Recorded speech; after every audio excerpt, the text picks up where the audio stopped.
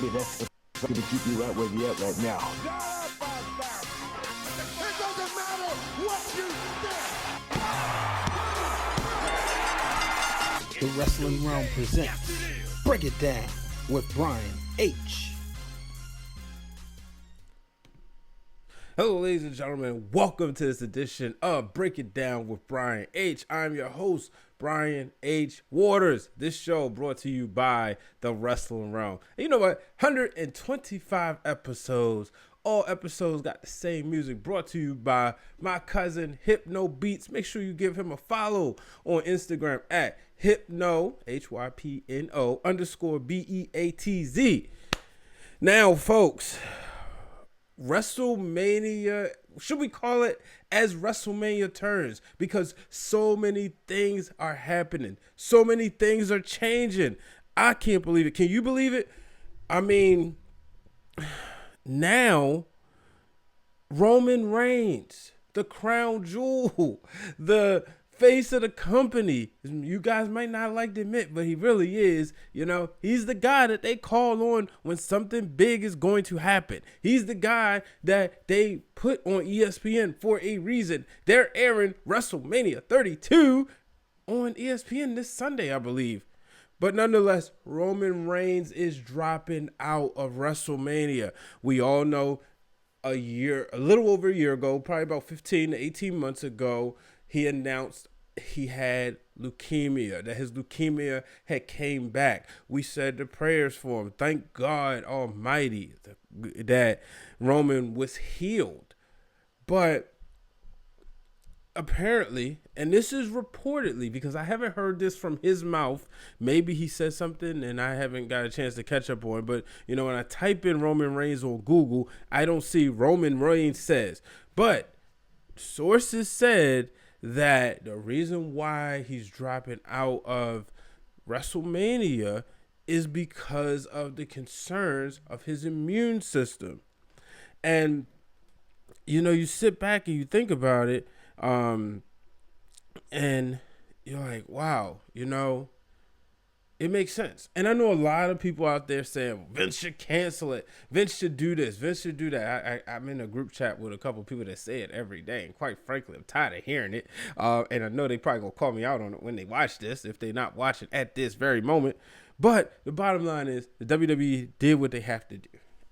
They were caught in a rock and a hard place. You look at the NBA, the NCAA, MLB, XFL, NHL, Major League Soccer, NCAA Women's, WNBA. You look at a lot of these sports, right? And you look at the amount of people involved in producing these sports and the amount of people involved in these sports. Then you look at the WWE.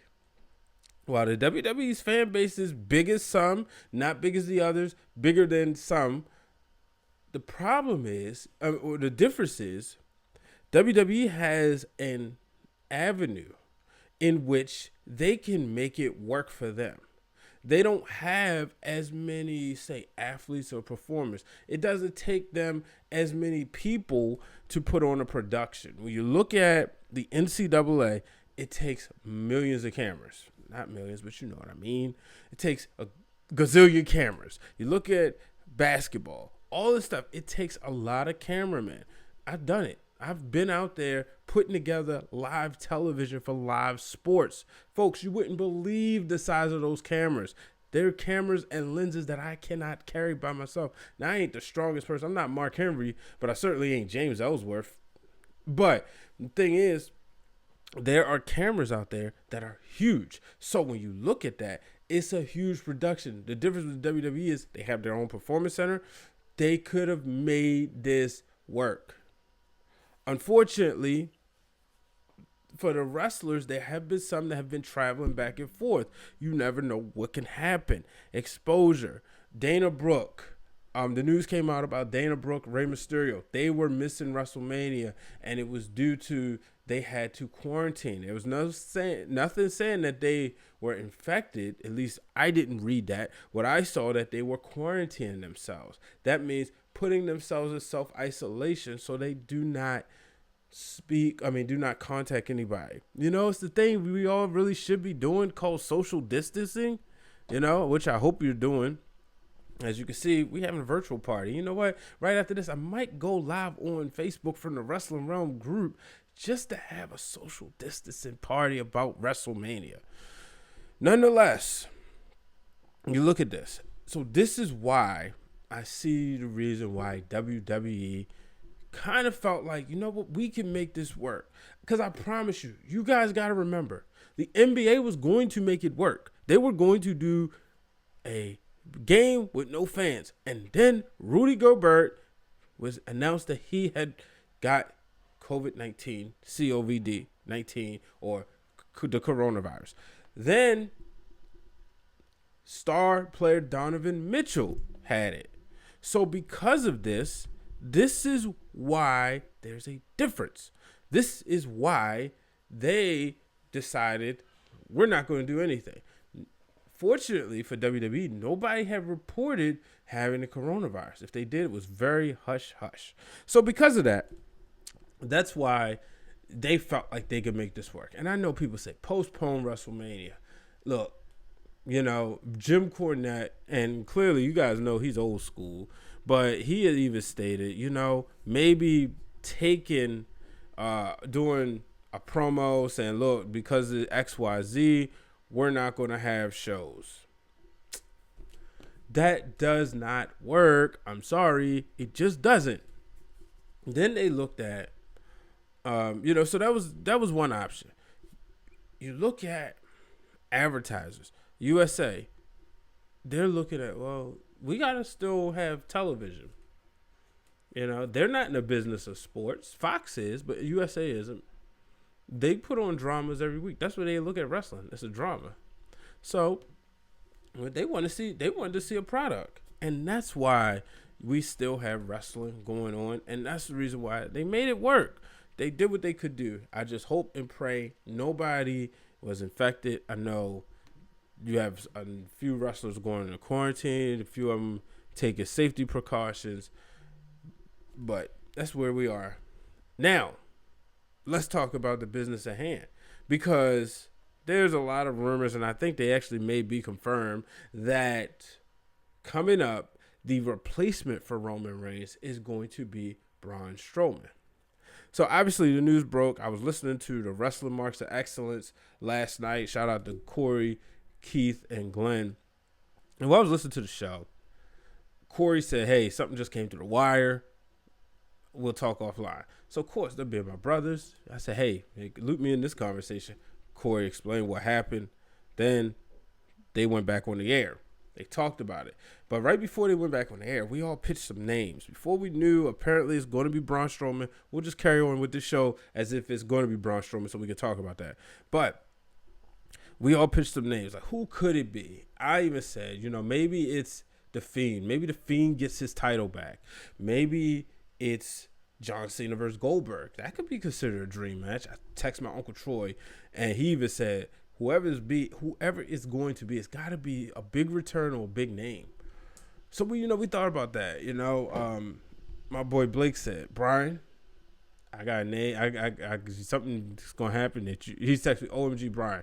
So I called him. I said, what? He said, the unthinkable you think is gonna happen. I said, what's that? He said, Baron Corbin. Baron Corbin. I said, oh snap. The funny thing is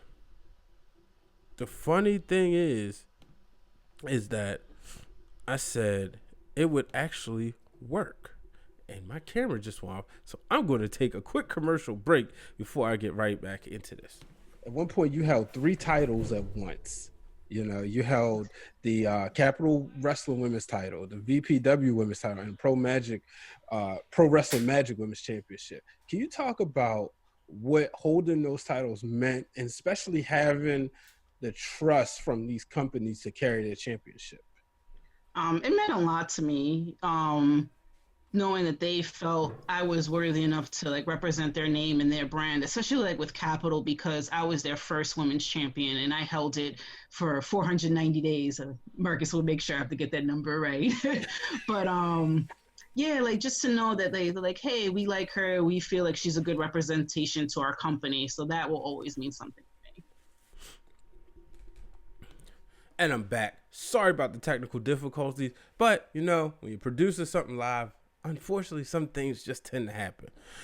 So, nonetheless, comes with experience. I knew exactly what to do, how to do it, got it fixed. Boom, we're back. So, as I was saying, conversation. I was talking to my boy Blake. We said, hey, possibility, Baron Corbin. I said, you know what?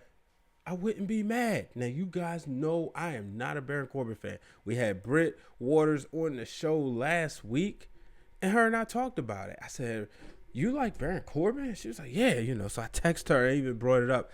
Actually, right before I talked to Blake, I texted her, and she even said, like, hey, that would be a great idea. But I was like, Baron Corbin has heat. Shout out to my boy Antonio Banks, one of the most loyal listeners, one of the most loyal dudes I know all the way back since high school. He even said the same thing. Baron Corbin. I said, oh man, I know they got you riled up because he, like those other two, is a big Baron Corbin fan. So I thought about him, and I think, like I said, the names I just really came up with would have been, because if the thing is, here's the question: are you taking the title off of Goldberg?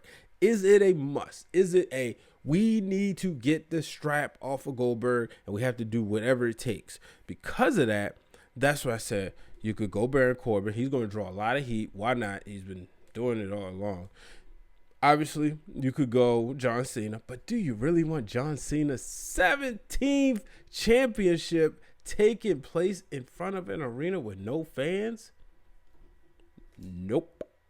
But then I also thought about it. I was like, okay, Braun Strowman. And that's where the rumors are, folks. But we don't know, and I hope, just don't. Please do not DM me at Brian H. Waters, or do not DM the Wrestling Wrealm at Wrestling Wrealm. Don't let us know who's going to be. Don't let us know any spoilers.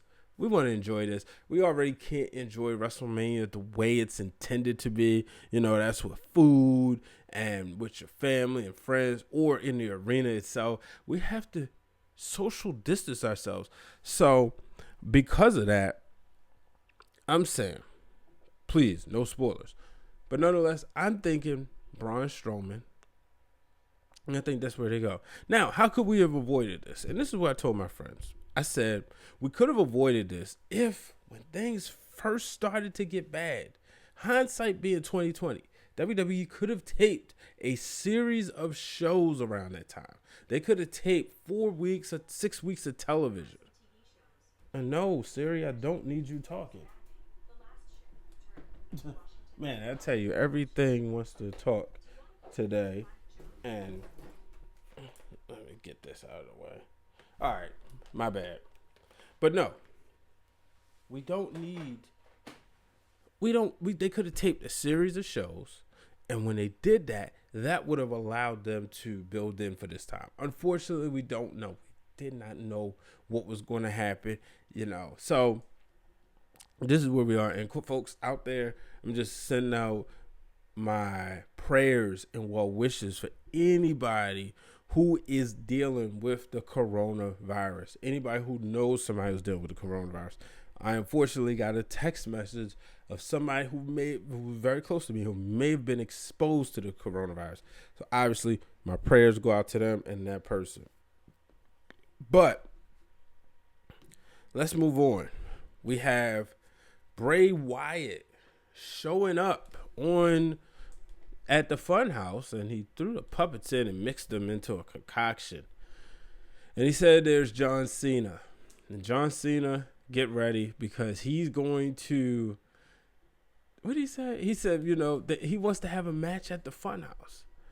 And I thought that was very interesting. John Cena, Bray Wyatt at the Funhouse, you know, or I should say John Cena and The Fiend. I'm very interested. Now, this was a match I said it should have been. You put these two on, have them go at it, and the winner faces Goldberg. We all know Goldberg probably ain't gonna give us more than 15 minutes anyway, so it could help. But I love to see this story playing on. Bray Wyatt, I mean, he wasn't there at WrestleMania last year. He's going back. This story goes all the way back to WrestleMania 30. That WrestleMania was on ESPN, and I believe they showed that match with Cena and Wyatt. last week on SmackDown. Wow, I tell you, this is gonna be interesting, man. I think out of all these, this is one of those matches that this was going to work anyway because you wasn't gonna have the fans there. So having them in the Funhouse, that's going to be the thing. So shout out to WWE for that. So let me just go. I might as well go right into the next section because I already took one break. Ciampa and Gargano. Did you see NXT? Wow. Just wow. Gargano and Ciampa, you know, Triple H. I was like, uh-oh, y'all in trouble now. Triple H said, both of y'all get out here. And he held them apart. They're going to square off one more time. Or will it be the last time? That's how it's going to be built. And he related to him and Shawn. And you look at this rivalry. I don't want to call it a rivalry. You look at these two. Oh, yeah, it's a rivalry. It's the biggest rivalry in NXT history. It's like a close friendship. And it's almost like that good friends but better enemies type of deal. And you look at the history of these two.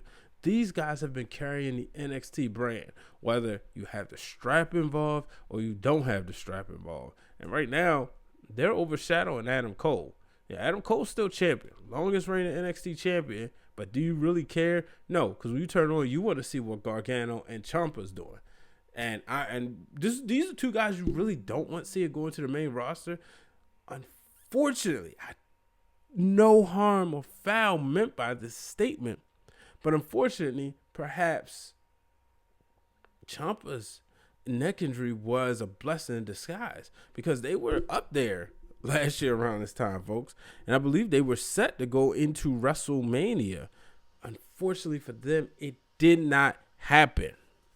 So, staying with NXT, one thing I saw Austin Theory taking on Tyler Breeze. I have to say, man, I was impressed. Really like this kid, Austin Theory.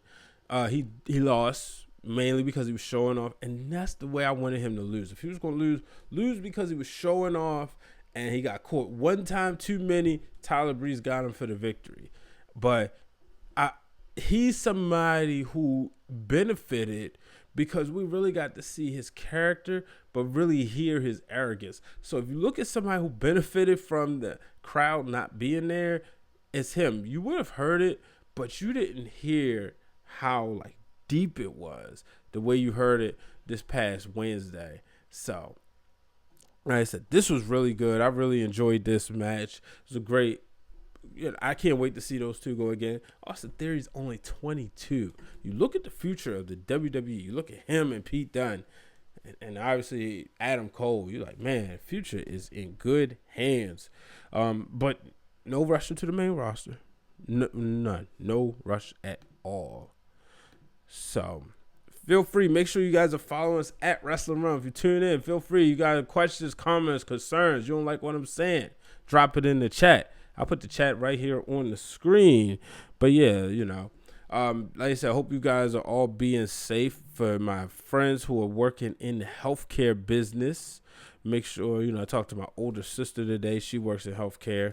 So making, definitely praying for her, praying for everybody. Want to make sure you guys are good.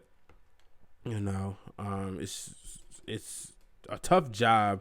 It's a tough times right now. So I definitely want to make sure everyone is good. So moving on. Make sure people know. I had to tweet that out. Moving on. Moxley. Folks, how do you like his AEW championship reign? He may actually made an appearance on Backstage. They were socially distancing. Renee Young, Booker T, and Xavier Woods all in their homes doing, sort of type of deal. You could tell it was Zoom. But Moxley was in the back and playing with the dog or whatever. So, yeah, John Moxley on WWE television or WWE programming. Obviously, programming by Fox, talking about WWE. But what do you guys think about his title reign? I'm going to tell you, I don't like it so far. Now, I know it's too early to tell. He won the title, then a couple weeks later, it was an empty arena. But when you turn on AEW, the past couple weeks, tell me, what was you looking forward to the most? I'll wait. Pretty sure it was the same thing. Matt Hardy, Chris Jericho. Cody Rhodes. Jake the Snake with Lance Archer. Even Brody Lee. You know, you was looking to see what these Dark Order guys were doing, but then you saw, it was like, okay, it's Brody Lee, so let's see what Brody Lee's doing. Here's what you wasn't looking for. I'm telling you what you wasn't looking for. John Moxley. I hate to say it, folks, but for guys, you gotta look at it. Moxley's kind of washed. Vince McMahon got all the juice out of him. Now maybe he'll prove us wrong, but you know he was the hottest free agent. Had that really cool social media video. Obviously, when he first became a free agent, the first thing he wanted to do was hear what he had to say. He got on Chris Jericho's podcast, started talking trash, and that's what people like to do. They like to hear what's the dirt. You know, Moxley talking about how Jericho how he had ideas and somebody wrote this thing and this promo for him and to say about Roman Reigns. Yeah, all that stuff, right? Nonetheless, it still don't matter. It like all the new car smelling wore off, and now he's the AEW champion, but his dance partner is Jake Hager, another WWE guy that people really don't care about. Former WWE guy, I should say. But that's just me. Maybe let me know. Do you like it? Do you like it? Because I really don't. So, and Street Profits, they will be taking on Andrade and Angel Garza. Not according to new developments. So Andrade is on the list of people who will not be at WrestleMania. Let me see. Actually, had somebody text me a list, so I'll read it off. But this was supposed to be a tag team match for the for the WWE Raw Tag Team Championships, but it's not going to happen. So the last list I got, these are the people that's out: Roman Reigns, Andrade, Miz due to illness. Dana Brooke mentioned her. Rey Mysterio mentioned him. Both of them are quarantined at home. Buddy Murphy, Asuka, and Cesaro. So now you take out Asuka. That takes out the tag team championships. You take out, the women's tag team championships. You take out the Miz. From what I've heard, he was on the list. He's not. Yeah, Miz due to illness. Hopefully he doesn't have it. But that takes out the SmackDown Live tag team championships. Then you take out Andrade, the U.S. champion, who's going to be looking to have 2 titles. That takes out the Raw Tag Team Championships. Now, I'm going to shout out to my friend Nikki listening in. Appreciate her as always. I mentioned to her that it would be hard to keep people invested in some of these stories. Like, are you really going to care about Drew McIntyre and Brock Lesnar? You going to care about Roman and Goldberg 6 to 8 months from now? Maybe you will, maybe you won't. However, one of the suggestions I had earlier was taking a few matches. Maybe you would care about some of those matches. So I said maybe those are the matches you wait and see. You still build them up in some type of way. Maybe you give Drew McIntyre a couple matches, Lesnar a couple matches. But you wait and see. But I did say you take those matches and then you take the big matches and put them on, put them on later. But some of the other matches. But now the way this is happening, you can't even do that, unfortunately. So Nikki says they might as well cancel. It's kind of, all right. Here's the thing. Word on the street, the dirt sheet says WrestleMania is already taped. So we're recording Friday at about 10:30 p.m. Eastern time. And as we're recording, word on the street is WrestleMania is already taped. So I don't know. Maybe it is, maybe it isn't. I just don't think, I understand canceling it, but there's just so much. I just think that at the end of the day, they felt that with their ability to produce, if it was anything they could do, they would be the ones that would be able to get it done. That's where I am with that. I could be wrong. I know, like I said, you always hear Vince McMahon say, The show must go on. And I think because of that, that's why he was being stubborn. I'm just glad that they're not going to try to have it in the stadium. And I'm glad they're not making people say, well, people wasn't going to be able to go there anyway. Let's be real. They wasn't going to be able to go there anyway. But this is unprecedented times. Never had nothing like this before in our lifetime, in Vince McMahon's lifetime, in Howard Finkel's lifetime. So these are unprecedented times. So I want to see what happens. If WrestleMania is already taped, like I said, I just hope that there are no spoilers out there so we can get through it. Let's talk about the women. Tonight on SmackDown, we saw Bayley, we saw Sasha Banks starting off the show, and pretty much as they were about to get into how they're not going to turn on each other because they're going to be the best of friends, all of a sudden, here comes Lacey Evans. And we've heard this story for about the past 3 or 4 months. Yeah, they talk about Lacey's kid. Lacey gets mad. She threatens them with a woman's right. And then Naomi comes out. And Naomi says she's going to regain the championship. And then Tamina reminds you that actions speak louder than words. And then boom, takes out the baby faces. Sasha and Bayley get out of the way. After, of course, they stomped Naomi for a little bit. This right here made Tamina, in a sense of, this made her seem legit to be in this match. Because everybody was saying on the internet, but Tamina hasn't been there in so long. Why is she on the show? Why is she in this match? And I was like, well, maybe they just need a 6th person, because we all know Dana Brooke was supposed to be in this. Not sure why Carmella wasn't, but hey, who knows? However, Tamina coming out there, being the dominant one, being the strength, being the muscle of this group of SmackDown, essentially made it make sense why she was going to be in this match.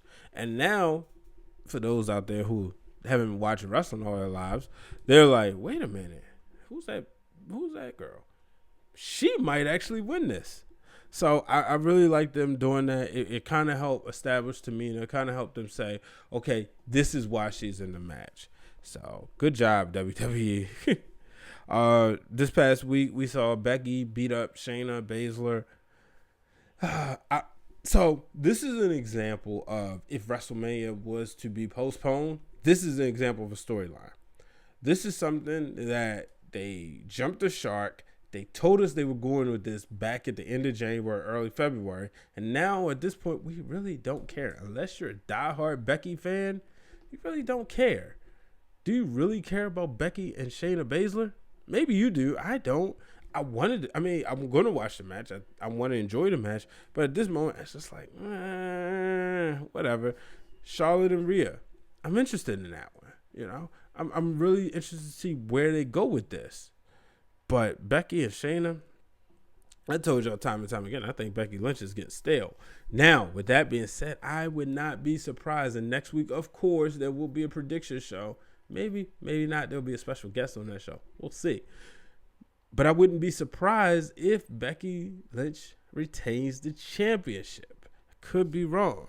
I just think perhaps Ronda Rousey is coming. So I'm going to take one more break. And then I'm going to discuss my thoughts on Dark Side of the Ring, and particularly Season 2, Episode 1 and 2 on Chris Benoit. I'll be back after this. My professor encouraged me to consider doing broadcast media, radio and TV. And that's probably why I started interning at different radio stations and stuff like that. I think I like broadcast media and broadcast journalism better. I do want to be a media personality, not particularly a journalist, because I want to be, to commentate and this but I also feel like today's world, there's not really, people don't kind of know the difference between a journalism and a media personality.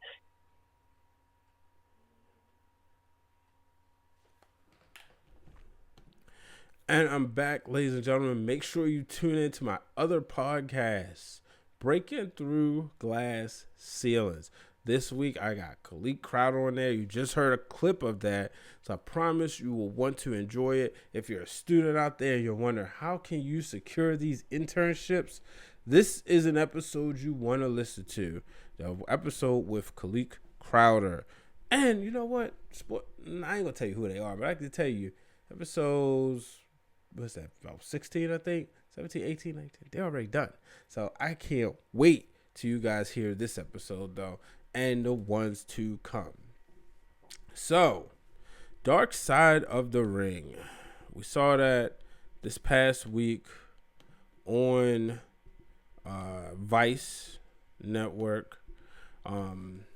We saw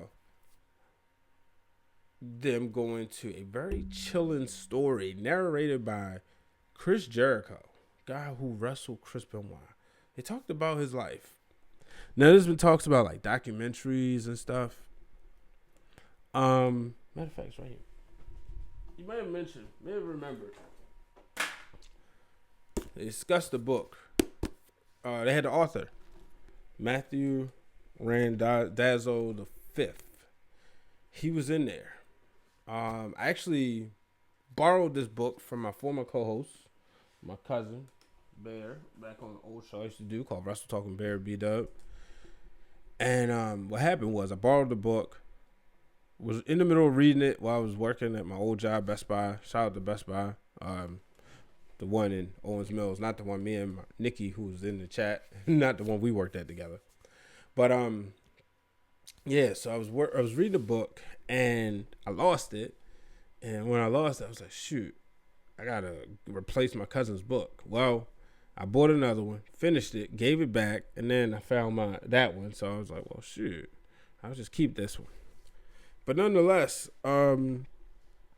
by me reading that book, it didn't hit hard. I know a lot of people saying it was like very deep, very sad, hit them differently.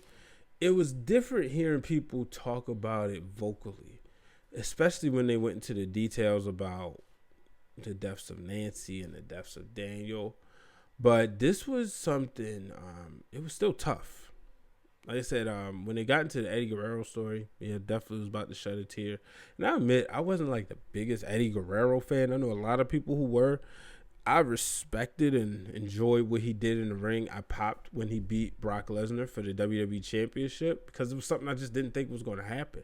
I just thought it was just another opponent for Lesnar. We had just saw him beat up Hardcore Holly. So I was like, okay, now they putting Eddie Guerrero in there. But Eddie beats him. And then, but when he died, it was just like, dang, man, a wrestler died. Dang, that's crazy. Benoit was somebody I didn't dislike. I loved to root against him when he was a heel, but then I really got behind him and invested around the early 2000s. His match with Kurt Angle, Royal Rumble 2003, is one of my all-time favorite Royal Rumble matches that didn't happen on the main card. Actually, it's one of my top 25 matches. His match with Chris Jericho, Royal Rumble 2001. It was the last Royal Rumble I watched with my grandmother, but that match in that ladder match was incredible. So I always enjoyed and appreciated his work. And I look back and I'm like, man, like I said, I read the book. And then I don't know why, but the other night I was on YouTube and there was this video. I wish I knew the name of it exactly, but it was a video that broke down Benoit's last few matches before that. And the guy looked at his style of work and looked at how he was wrestling the people.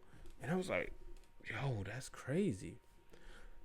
So as I was watching that, I'm like, man, okay. And then this airs. So I guess it was sort of like fresh in my mind, but it didn't like hit me.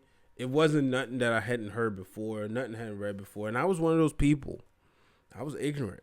I was one of those people that was, I don't think he did it. Man, think about this, Kevin Sullivan, all that. Yeah, I was one of those people. But I think when I listened to Chris Jericho's podcast, when I listened to his podcast with Nancy's sister on there, that's what kind of made me accept it. Like I said, folks, I was ignorant. I was wrong. But seeing Chris Jericho reunite his other son and his aunt, I thought that was incredible. Like I said, totally sad situation. Love the way Dark Side of the Ring. But I'll tell you one thing, too. This was also difficult because, as I was telling a couple of my boys earlier, Dark Side of the Ring shows a lot of stuff that some of the tragedies of professional wrestling. A lot of the behind the scenes stuff that's like, wow, wait, that was, like I said, dark side of the ring. And there were some sad parts, but, you know, the Bruiser Brody episode, read about it, read the stories, heard people talk about it, heard Tony Atlas describe that night. And then watching that, I was like, wow. But it didn't hit me. The Von Erichs. I have the DVD of World Class Championship Wrestling and the rise and fall of it. And it's like, it really obviously goes into the Von Erich family. That one was one of those things that was like, man, like when you see it, you think about the father who had 5 sons. And you look at the brother who said, I have 4 brothers and now I have none. That hit. I was like, man, that's deep. Obviously, Macho Man Elizabeth, that was different, but so many crazy stuff going around about that one. Gino Hernandez, didn't know anything about him, to be honest with you. I heard about his work, but I didn't know about that whole situation.